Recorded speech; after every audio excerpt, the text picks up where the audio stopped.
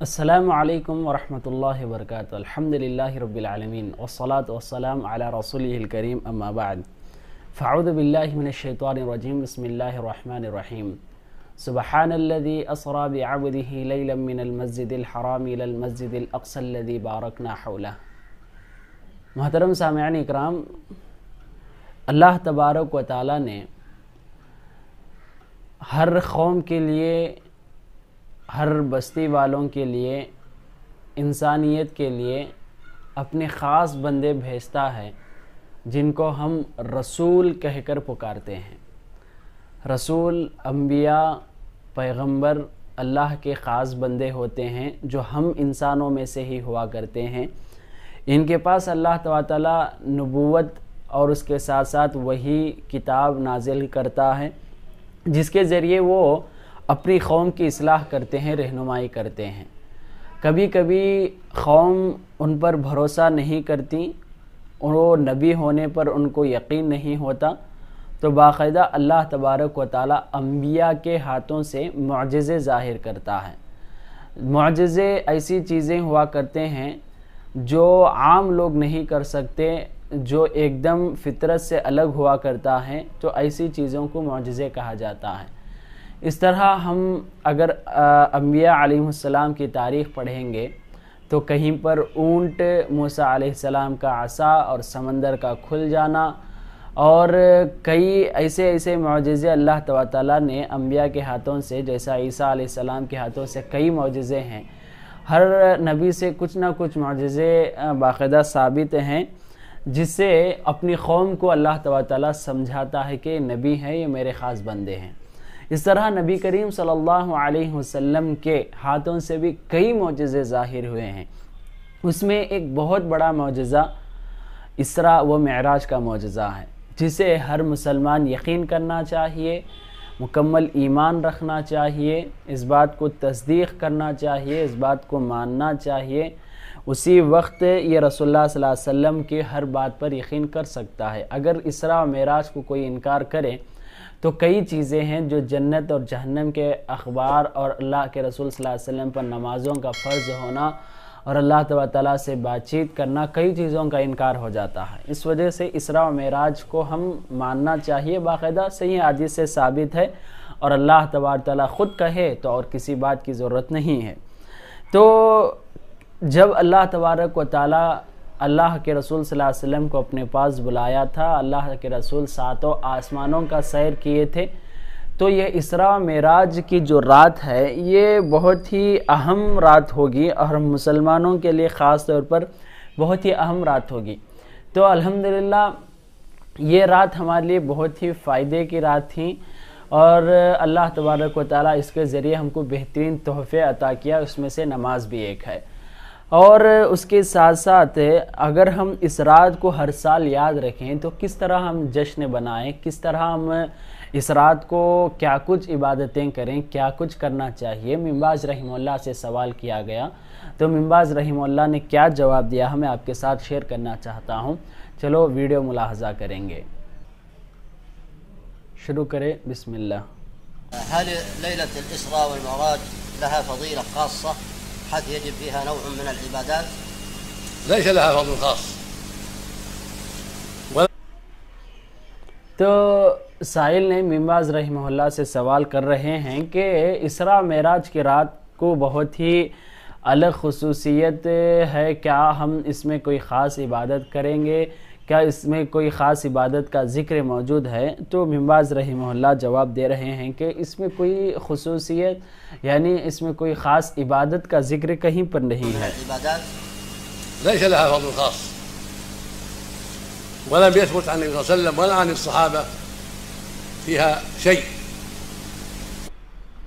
تو ابن باز رحمہ اللہ بتا رہے ہیں کہ اس میں کوئی خاص عبادت بھی نہیں ہے، اور اسے کوئی خاص شکل دینے کی ضرورت نہیں ہے، اور نہ ہی اللہ کے رسول صلی اللہ علیہ وسلم سے ثابت ہے، نہ ہی صحابی سے کوئی چیز ثابت ہے، اس طرح کا کوئی عمل مضى على ثابت الرسول ہے۔ صلى الله عليه وسلم بعد الإسراء أكثر من 10 سنين ولم يحتفل بها۔ تو اللہ کے رسول صلی اللہ علیہ وسلم مکمل اس اسراء و معراج کے بعد مدینے میں 10 سال تک اللہ کے رسول نے باحیات تھے، انہوں نے زندگی گزاری۔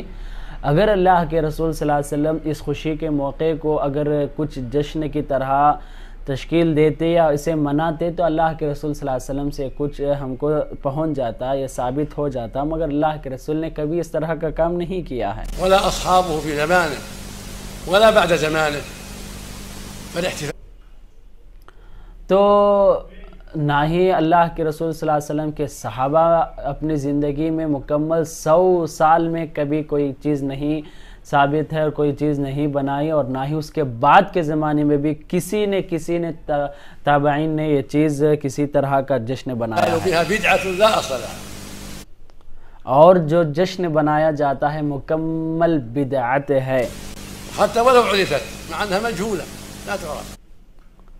اس کی کوئی خاص دلیل ہی نہیں ہے، ہرگز کسی بھی طرح اس کی دلیل نہیں ہے، اگر ہم کتنی بھی تحقیق کریں اس کی دلیل نہیں ملے گی۔ لكن لو عرفت لم يجوز الاحتفال بها لأنه خلاف ما ثبت عن رسول الله صلى الله عليه وسلم وعن أصحابه۔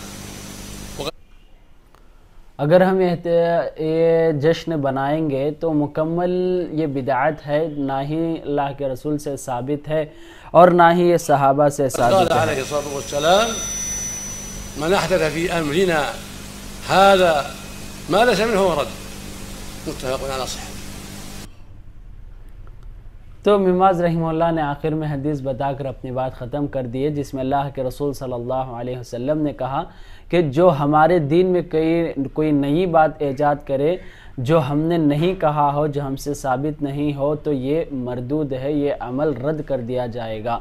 تو اس میں باقاعدہ ہم کو واضح ہو گیا کہ عید جشن یعنی شب معراج کا بنانا یا اس طرح اس رات میں کوئی جشن بنانا، اس میں کوئی عرس نکالنا یا کسی بھی طرح کا اس میں جاگنا ہو، اس میں نمازیں پڑھنا ہو، اگر اللہ کے رسول صلی اللہ علیہ وسلم چاہتے تو 10 سال اس کے بعد بھی زندہ تھے تو ضرور اللہ کے رسول صلی اللہ علیہ وسلم کچھ نہ کچھ عمل بتا دیتے تھے۔ اگر اس طرح ہوتا تو صحابہ اکرام باقاعدہ امانت داری کے ساتھ ہر عمل ہم تک پہنچائے ہیں تو ضرور ہمارے لیے یہ عمل ثابت ہو جاتا کہ کیا کچھ کرنا چاہیے، اور نہ ہی تابعین سے ثابت ہے۔ تو جب اللہ اور اس کے رسول اور اس کے صحابہ سے ثابت نہیں تو کوئی ایسا عمل ہم نہیں کر سکتے جو ان لوگوں سے ثابت نہ ہو، اسے بدعت کہا جاتا ہے۔ اگر ہم صحیح معنوں میں اگر شب معراج بنانا ہو تو اس رات اللہ نے جو حکم دیا ہے اس حکم کو بجا لائیں، یہی اصل ہماری شب معراج کا جو اصل مقصد ہے، جو اصل چیز ہے ہم کو حاصل ہوتی ہے۔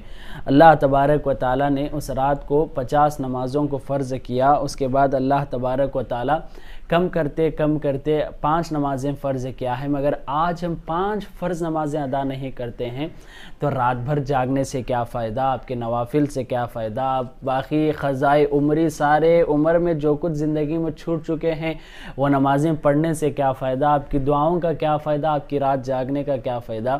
ویسا بھی اگر ہم غور کریں ہمارے معاشرے میں تو یہ رات کو جاگنے سے نیکیاں نیک اعمال بہترین تو نہیں بلکہ اس میں گناہ زیادہ سے زیادہ ہوتا ہے۔ لوگ راستے پر پھر کر راستے کے حقوق برباد کرتے ہیں، لوگوں کے چیزوں کو برباد کرتے ہیں، چوری ہوتی ہے اور غیروں کو ہمارے ذریعے تکلیف پہنچتی ہے اور ان کو نیند میں خلل ہوتا ہے، بیماروں کو ان لوگوں سے بہت پریشانی ہوتی ہے۔ لوگ اپنے طرف سے اگر کوئی چیز بناتے ہیں تو اسی طرح اس میں بگاڑ زیادہ اور نقصان زیادہ ہوتا ہے، جب اللہ کوئی چیز بنائے تو اس میں فائدہ ہوتا ہے۔ تو نماز پڑھنے کی کوشش کریں، یہی اصل معراج کا مکمل مقصد ہے۔ اگر ہم نماز نہیں پڑھیں گے تو آپ جشن اور اس شب برات شب معراج بنانے کی کچھ بھی اچھائی اور کچھ بھی نیکی کا مقصد نہیں رہتا ہے۔ اللہ سے دعا ہے کہ اللہ تعالی ہم کو شریعت کو صحیح معنوں میں سمجھنے اور عمل کی توفیق دے، آمین۔ والسلام علیکم ورحمۃ اللہ وبرکاتہ۔